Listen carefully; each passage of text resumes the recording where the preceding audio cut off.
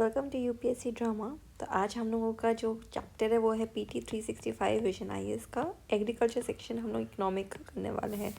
बहुत इंपॉर्टेंट होता है क्योंकि एग्रीकल्चर में अगर देखा जाए तो again there is been increase in questions in the prelims examination. तो एनालिटिकल वे में लेट्स गेट स्टार्टेड।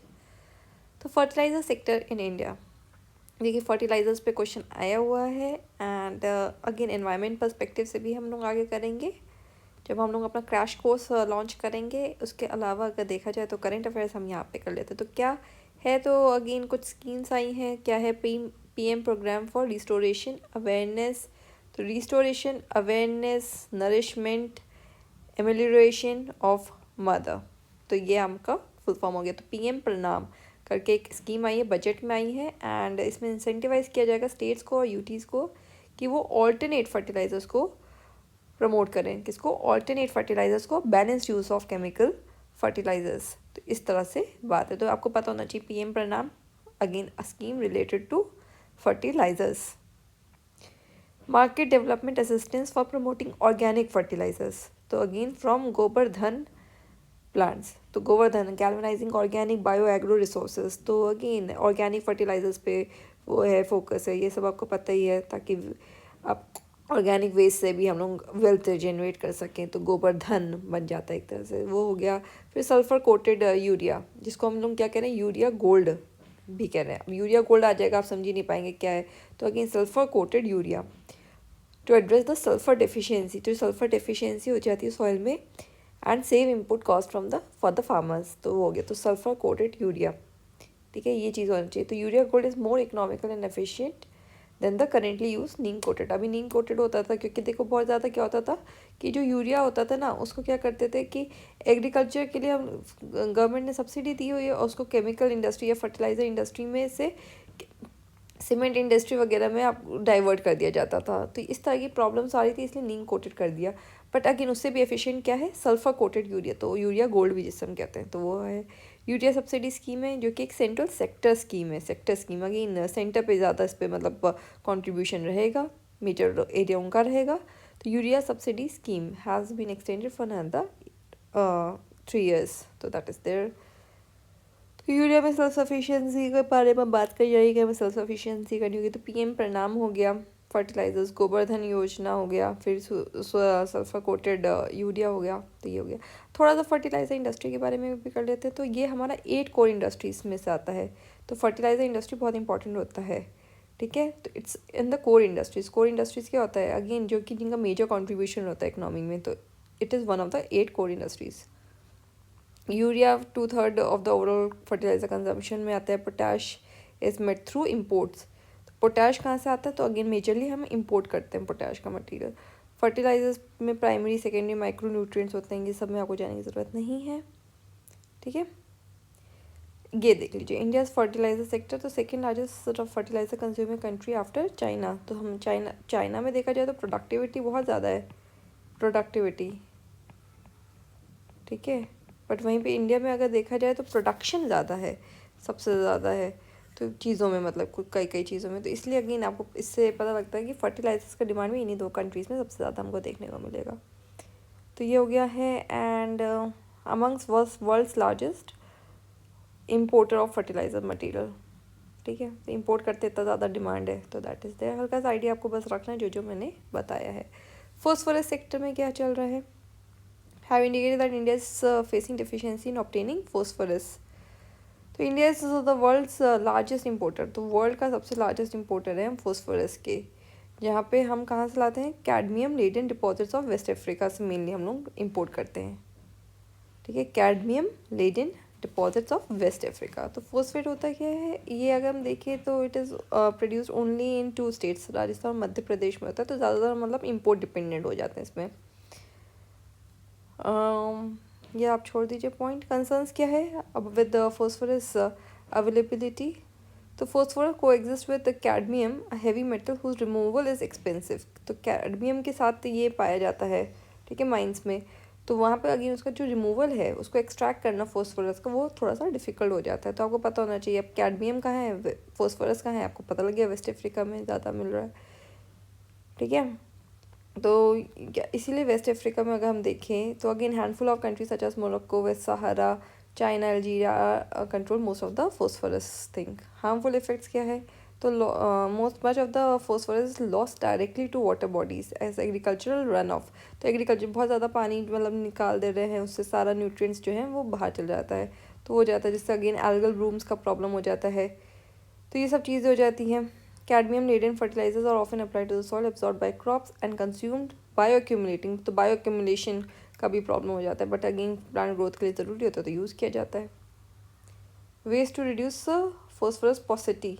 तो अगेन प्रिसिशन एग्रीकल्चर करो, ये सब वाली बातें हो गई हैं, बट अगेन आपको बहुत ज़्यादा नहीं, आपको बस बेसिक आइडिया होना चाहिए कि ये कहाँ से ज़्यादा मिल रहा है। तो अगेन वेस्ट अफ्रीका से मिल रहा है, हम क्या है तो इम्पोर्ट डिपेंडेंट है, तो that is the thing that you have to do. And cadmium के साथ ज़्यादातर ये मिलता है, ठीक है।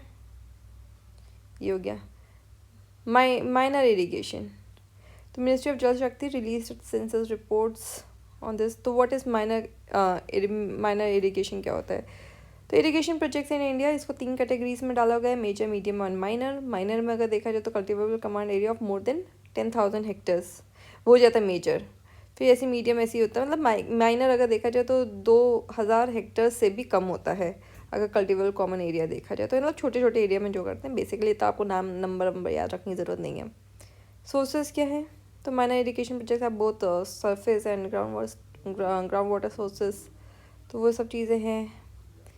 Minor irrigation sector as a whole is implemented by state government and states have state specific schemes. क्योंकि भैया माइनर वाले पे तो सेंटर नहीं आएगा ना, तो वो स्टेट्स करती है, तो कॉमन सेंस से भी हम निकाल सकते हैं। तो ग्राउंड वाटर स्कीम है, सरफेस फ्लो स्कीम है, ये सब आप छोड़ दीजिए। Rationalisation of minor irrigation schemes हैं, ये भी आप छोड़ सकते हैं, ठीक है। की हाइलाइट्स, ये सब इतना इंपॉर्टेंट नहीं है, देखिए। तो ये टॉपिक आप एज अ होल आप छोड़ सकते हैं, बस आपको पता होना चाहिए हल्का सा कि माइनर, मेजर, इस तरह से क्लासिफिकेशन होता है। बट अगेन इरिगेशन में अगर आप देखें तो कैसे उसको अच्छा करें, इसको कैसे एग्रीकल्चर से लिंक करें, अगेन कल्टिवेबल लैंड को कैसे बढ़ाया जाए, ये सब मेंस के टॉपिक बनते हैं ज़्यादा, ठीक है। भारतीय बीज सहकारी समिति लिमिटेड, BBSSL। तो भारतीय बीज सहकारी समिति limited was established in 2023 to provide certified and scientifically prepared seed to every farmer in the country। तो अब ये ऑर्गेनाइजेशन इंपॉर्टेंट है क्योंकि ये अभी अभी इस्टेब्लिश किया, तो अगेन BBSSL, तो ये certified and scientifically prepared seeds देंगे every farmer in the country. तो ये क्या है? तो एक तरह का मल्टी स्टेट कोऑपरेटिव सोसाइटीज़ के अंदर इसको इस्टेब्लिश किया गया है। एंड अगर बात करा जाए तो it will contribute to the field of traditional seed conservation, promotion and research. Traditional seeds have been conserved and passed to the coming generations so that the production of healthy grains continues. It is jointly promoted by various organization। ये बस आपको इतना नहीं करना है, बस आपको ये पता करना चाहिए कि ये एक ऑर्गेनाइजेशन है जो कि कोऑपरेटिव्स के अंदर बनाई गई है एंड सर्टिफाई करेगी सीड, साइंटिफिकली प्रिपेयर्ड सीड्स को प्रोवाइड करेगी to the every farmer of the country. तो seeds again soil health card, इस तरह की चीज़ों को आपको पता होना चाहिए। सीड सर्टिफिकेशन होता क्या है? तो ministry of agriculture and farmer welfare launch Sathi से seed traceability authentication holistic inventory portal. तो एक पोर्टल है Sathi seed traceability authentication and holistic inventory portal. It's a centralised online system to deal with challenges of seed production, quality, identification वगैरह। मतलब QR code से पूरा इसको वो कर लिया जाएगा, ट्रेस कर लिया जाएगा कि हाँ ये क्वालिटी है, उस हिसाब से सर्टिफिकेशन हो जाएगा, ठीक है। ताकि शेल्फ लाइफ जो होती है सीड कितना लंबा चल सकता है, एक्सेसिबिलिटी सब बढ़े, ठीक है। In India the legal status to seed certification was given by enactment of Seeds Act 1966। Seed certification is voluntary but labelling is compulsory in India, ठीक है। सर्टिफिकेशन करना भले ही वॉलेंट्री है बट लेबल होना कि किस तरह का सीड है, क्या है, ये होना ज़रूरी है, ठीक है। ये चीज़ हो गई हमारा। अब ये हमारा act PPV and FR act. तो अगेन इसमें अगर हम देखें तो कैसे लेज़ वाला इशू था वो सब हम लोगों ने अपने करंट अफेयर्स में कवर कर ही रखा है। तो लेज़ का इशू है, again government of India supports farmers, उन्होंने फार्मर्स पे केस कर दिया था लेज़ वालों ने कि भैया हमारा स्पेशल पोटैटो क्यों कर रहा। फिर गवर्नमेंट ने बताया नहीं भैया ये पहले से करे तो उनके राइट्स प्रोटेक्टेड है, इस तरह की बातें थी। तो सीड सर्टिफिकेशन, तो साथ ही portal seed traceability authentication holistic inventory portal, ठीक है। Food storage in India, again food processing, food storage, इन सबसे टॉपिक से क्वेश्चन मेंस में भी आते हैं। तो the union cabinet approved the constitution empowerment of interministerial committee for the facilitation of world's largest green storage plan in the cooperative sector. तो strengthening food security, ये सब है, वेस्टेजेस कम हो जाए, ठीक है. At the primary agriculture credit societies level, PACS होता क्या है, primary agriculture credit society level होता है क्या, तो ये village level cooperative credit societies होती हैं जो कि एक तरह का लिंक होती हैं इन दिस आइडिया बिट, मतलब the idea of providing the credit to these people who cannot afford it, who cannot easily get it. So PACs are the village level cooperative credit society that serve as the last link in a 3-tier cooperative credit structure headed by the state cooperative banks at the state level. PACs are involved in short term lending or what is known as crop loans. तो provide करते credit एक तरह से. Okay, so that is there and बस इसमें बहुत सारी schemes को कन्वर्ज किया जाएगा, ये सब आप छोड़िए, इम्पॉर्टेंट नहीं है. फूड ग्रेन मैनेजमेंट क्या है, तो ये भी centralise procurement system. The procurement of food grain the central pool is undertaken either by Food Corporation of India directly और by state government agencies which hand over the stocks to FCI. ये तो हमें पता ही है, जब हम PDS करते हैं तो ये सब बातें हमें पता ही है. PDS system, public distribution system, ठीक है. ये FCI डायरेक्ट प्रोक्योर करती है, स्टेट भी कर सकती है, फिर FCI को हैंड ओवर कर सकती है. Decentralise procurement scheme introduced in 1997, food grains are procured and distributed by the state government themselves. तो डिसेंट्रलाइज्ड प्रोक्योरमेंट स्कीम भी एग्जिस्ट करती है. डिस्ट्रीब्यूशन ऑफ फूड ग्रेन, तो central government through FCI has assume the responsibility. तो किसकी responsibility है, central government की, ठीक है. And allocation of food grain to the state governments. The operational responsibilities including allocation within the state, identification कि किस family को एलिजिबल है, राशन कार्ड्स प्रोवाइड करना एट्सेट्रा, कि फिक्स सुपरविजन करना functioning of the fair price shops, ये सब किसके साथ है, स्टेट गवर्नमेंट्स के साथ. तो ऑपरेशनल रिस्पॉन्सिबिलिटी एंड में तो यार देखो, सेंटर तो सामने से मॉनिटर कर रही है तो FCI के थ्रू कर लिए, पर स्टेट्स तो बहुत सारी ना, तो स्टेट्स को इसलिए रिस्पॉन्सिबिलिटी दे दी गई है कि ऑपरेशनल चीज़ें आप देखिए, ठीक है. तो दैट इज़ देयर. बस आपको इतना पता होना चाहिए, व्हाट आर पैक्स पता होना चाहिए इसमें, और आपको ये पता होना चाहिए कि किस तरह से रिस्पॉन्सिबिलिटीज़ होती है. तो PDS सिस्टम में सेंट्रल गवर्नमेंट एंड स्टेट्स का ऑपरेशनल लेवल, राशन कार्ड बनाना, ये सब की रिस्पॉन्सिबिलिटी स्टेट्स में. ये भी UPSC PYQ में पूछा गया है, ठीक है.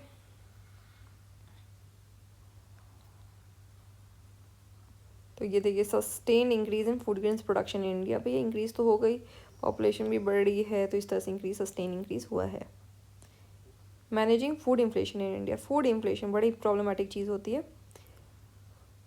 तो अगेन किस तरह से हम लोगों ने सोचा, तो we are actually aiming to ban cereal crops, cereal exports has cost farmer at least. तो अगेन हम लोगों ने, क्योंकि फूड इन्फ्लेशन हो रहा था, हम लोगों ने सीरियल एक्सपोर्ट्स बैन कर दिया. फार्मर्स को इसकी वजह से नुकसान हुआ, क्योंकि फार्मर्स के लिए बाहर की मार्केट ज़्यादा अच्छी लग रही थी उनको, ठीक है. तो एम क्या है, अगेन फूड इन्फ्लेशन को रोकना. इन्फ्लेशन मेजरमेंट में क्या जाता है, तो होलसेल प्राइस इंडेक्स आता है, WPI. तो होलसेल लेवल पे CPI होता है, कंज्यूमर लेवल पे, रिटेल लेवल पे. तो WPI considers price changes of goods only, ठीक है. वहीं पे CPI में अगर देखा जाए, ये क्वेश्चन आया हुआ है, गुड्स और सर्विसेज दोनों का. इन्फ्लेशन में हम लोगों ने ये टॉपिक भी कवर किया है. WPI में अगर देखा जाए तो ये मैन्युफैक्चर्ड गुड्स को ज़्यादा वो देते हैं. वहीं पे CPI अगर देखा जाए तो फूड आइटम्स, क्योंकि कंज्यूमर के लिए फूड ज़्यादा इंपॉर्टेंट है, तो फूड आइटम्स को ज़्यादा वेटेज दे रखे हैं. इसीलिए फूड में अगर कोई भी चेंजेस आता है तो CPI में आपको ज़्यादा पता लगता है. WPI इकोनॉमिक एडवाइज़र इशू करते हैं in the ministry of commerce and industry.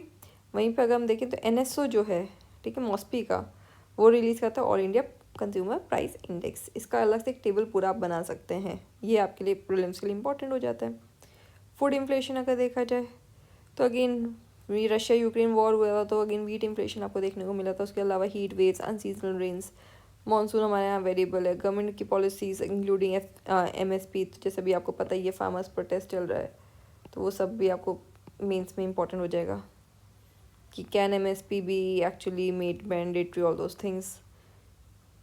The mechanism of price monitoring and control, तो कैसे होता है, तो price monitoring division in the department of consumer affairs monitors the price of selected essential commodities, कि कैसे क्या प्राइस सिचुएशन हो रहा है, किस तरह से मेजर्स लेना चाहिए, ठीक है. तो price monitoring division consumer affairs department, ठीक है. तो एसेंशियल कमोडिटीज़ वगैरह का देख लेते हैं ये लोग. Food grain, pulses, edible oils, vegetables, others, इनका देखते हैं. एसेंशियल कमोडिटीज़ एक्ट भी है हमारे पास, जिसमें सेंट्रल गवर्नमेंट को पावर दी गई है to control the production etcetera of certain commodities जो एसेंशियल होती हैं, ठीक है, जैसे कोई होर्डिंग ही बहुत ज़्यादा कर रहा है तो उसको रेगुलेट कर सकती हैं। ठीक है, अभी इसको थोड़ा सा लिबरलाइज भी किया गया इस एक्ट को, तो वो उसका अपने आप में कंट्रोवर्सी है। ठीक है, कि अगेन बहुत इमरजेंसी सिचुएशन में ही यूज़ करिए इस एक्ट को, इस तरह की बातें की गई हैं। Other measures to manage food inflation, तो ऑपरेशन ग्रीन्स है। It was launch on the lines of operation flood to promote farmers producer organisation in various acts of processing facilities, price stabilization etc. Price stabilisation fund है, export restrictions है। ठीक है, supply side measures like improving agriculture productivity etcetera, ये सब mains के pointers बन जाते हैं। ठीक है, तो ये हो गया, प्राइसिंग वाला भी हम लोगों ने पढ़ लिया। Aquaculture, what is aquaculture? तो again aquaculture, coastal aquaculture authority amendment act 2023, तो ये इनएक्ट हुआ है। The act amends the provisions of Coastal Aquaculture Authority 2005 Act. Yeah. So again, the act established the Coastal Aquaculture Authority to regulate coastal aquaculture. Ease of doing business वगैरह के लिए हम लोगों ने इसको अमेंड किया है। एक्वाकल्चर होता क्या है? तो इसको कहते हैं फार्मिंग ऑफ फीड, फिश या सीवीड या जो भी एक्वेटिक स्पीशीज़ होता है उनका जो भी फार्मिंग करना होता है, उन सब चीज़ों को ये कहा जाता है एक्वाकल्चर। की प्रोविजंस क्या हैं? तो कोस्टल एक्वाकल्चर है। The act defines coastal aquaculture as the rearing and cultivation of any life stages of fish including crustaceans, molluscs. अब ये सब आ सकता है, क्रस्टेशियंस क्या हैं, मोलस क्या है, फिन फिश, सीवीड, ये सब क्या है? ये सब आपके एनवायरनमेंट के लिए इंपॉर्टेंट होता है, तब हम लोग करेंगे ओके अपने क्रैश कोर्स में। और any other aquatic life under controlled conditions either indoor or outdoor in saline or brackish water in coastal area, but does not include freshwater aquaculture. It also includes activities such as production of seed, grow out, but does not include freshwater aquaculture. ठीक है, coastal में fresh water नहीं आता definition की अगर बात करें। ठीक है, स्कोप क्या है? It expands the scope of CAA Act beyond coastal aquaculture farms to cover all the verticals and activities of coastal aquaculture for its sustained development. Regulation of allied coastal aquaculture activities. The Act prohibits coastal aquaculture activities in ecologically sensitive areas. No development zone. अब जो ecologically sensitive है वहाँ पे मत करो। ये तो मतलब एनवायरनमेंट की बात है, ये सब नॉर्मल पॉइंट्स होते हैं, पता है, ये कॉमन सेंस के पॉइंट्स होते हैं, इसको ना रटना नहीं है, बस हल्का एक बार पढ़ लो, आगे बढ़ जाओ। Seaweed cultures, nuclear breeding centers have exemptions from these regulations. तो वो चीज़ तो है ही, क्योंकि साइंस और इन सबको भी हमें डेवलप करना है। Changes to coastal aquaculture authority, तो कंपोजिशन में चेंजेस लाए गए हैं। अब रिप्रेजेंटेटिव्स मिनिस्ट्री ऑफ फिशरीज वगैरह से भी आएंगे। इंक्रीज स्कोप है। ठीक है, कोई भी चीज़ जो एक्वाकल्चर से वो उनके रेगुलेशन के अंदर एक्सपैंडेड फंक्शंस हैं। ठीक है, डीक्रिमिनलाइजेशन,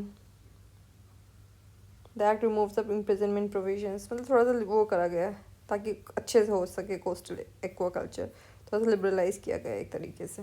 ठीक है, ये सब छोड़िए, बस आपको एक्वाकल्चर क्या होता है ये पता होना चाहिए, और ये डिब्बा आपको अच्छे से आना चाहिए। इंडियाज़ फिशरी सेक्टर, तो first inline capture product in fish production, second aquaculture fish production, third in overall fish production, and fourth in exports of fish and fishery products. तो हम लोगों के क्या है, ये वाला रैंकिंग आपको पता होना चाहिए in the overall fish production. Okay, inland fisheries. India has recently overtaken China to become the largest contribution to inland capture water fisheries, thereby emerging as one of the top 3 fish producing countries in the world. देखिए first में आ गए, तो यहाँ पे भी देखो देखा हुआ है first inland capture fish production. ठीक है, जो तो that is there about inland fisheries.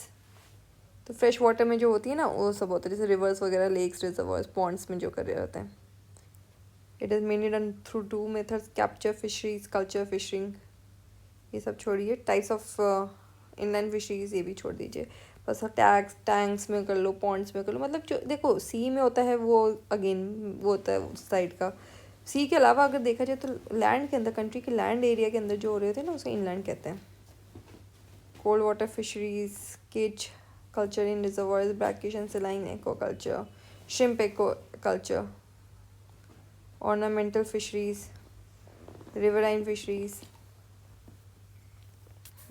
तो देखो मरीन से अगर देखा जाए तो इनलैंड हमारे यहाँ ज़्यादा हो रहा है, मरीन को भी प्रमोट करने की इसलिए ज़रूरत है। हल्का सा ये जैसे फिशरीज़ पे कभी क्वेश्चन आ गया मेंस में, जैसे मेंस में क्वेश्चन ज़्यादा आते हैं, ठीक है, तो हल्का सा आपको डेटा आना चाहिए कि फर्स्ट हम इनलैंड में हैं, थर्ड ओवरऑल फिश प्रोडक्शन में है, फिर अगेन एक्वाकल्चर को प्रमोट करना है, इस तरीके की चीज़ें आपको पॉइंटर्स मिल जाते हैं, बस इतना सा होता है, ठीक है। आप कोई आप खुद से पढ़ोगे आप सोचोगे एक लाइन इंपॉर्टेंट है, नहीं ऐसा नहीं होता है, ठीक है। Credit guarantee scheme for the livestock sector, तो लाइफ स्टॉक सेक्टर, तो department of animal husbandry and dairying etc. has launched the first ever credit guarantee scheme for the livestock sector. तो क्रेडिट गारंटी दिया जाएगा, तो कौन दे रहा है, तो DAHD, तो department of animal husbandry and dairying has establish credit guarantee fund trust, जो कि क्रेडिट गारंटी देगा कि भैया इन्होंने अगर लेके भी नहीं वापस किया तो अगेन हम कवर कर देंगे 25% of the credit facilities extended to the MSMEs। तो एक तरह से प्रमोट दे रहे हैं, बूस्ट दे रहे हैं ताकि उनको क्रेडिट आसानी से मिल सके लाइफ स्टॉक में जो डील कर रहे हैं, ठीक है। It will be under Animal Husbandry Infrastructure Development Fund. So it's a center sector scheme. ये देख लीजिए लाइफ स्टॉक सेक्टर के बारे में। तो एनिमल हस्बेंड्री किसका है, तो अगेन एनिमल हस्बेंड्री अब सेंटर तो निकला नहीं, तो स्टेट सब्जेक्ट है, ठीक है। तो dairy farming, poultry farming, fish farming, bee keeping को एपीकल्चर भी कहते हैं। Who is the father of white revolution, तो अगेन डॉक्टर वर्गीस कुरियन। इन पे न्यूज़पेपर में बहुत आर्टिकल्स आते हैं क्योंकि इन्होंने अगेन ऑपरेशन फ्लड जो कि मिल्क से रिलेटेड है, तो ये कोऑपरेटिव्स को कैसे यूज़ करके हम लोग पूरा सिस्टम बैठा सकते हैं उसका बहुत बड़ा एग्जाम्पल है, ठीक है। तो वहाँ पे आ गया, तो दैट इज़ देयर, तो वर्गीस कुरियन। देखो milk production increased, egg production increase, meat production increased, ठीक है। वूल प्रोडक्शन डिक्रीज, तो वूल का डिक्रीज हुआ है, ये आपको पता होना चाहिए। कहाँ पे है ये सब नहीं पूछा जाएगा। Issues with India's life stock sector, तो अगेन प्रोडक्टिविटी वगैरह इतनी नहीं है, ये सब चीज़ें मेंस के क्वेश्चन ये छोड़िए। नेशनल टर्मरिक बोर्ड, पिछले बोर्ड्स के बारे में पूछ लिया था, कॉफ़ी बोर्ड वगैरह, तो टर्मरिक बोर्ड एक बार देख लो ज़रा सा। तो government of India notified establishment of national turmeric board in the state of Telangana. कहाँ है टर्मरिक बोर्ड, टी से टी लगाओ, तेलंगाना मारो, ठीक है। तो मिनिस्ट्री ऑफ कॉमर्स के अंदर आएगा and that is the chairperson. ये सब मत करो, ये छोड़ो। नबार्ड, अब ये इंपॉर्टेंट टॉपिक होता है, ठीक है।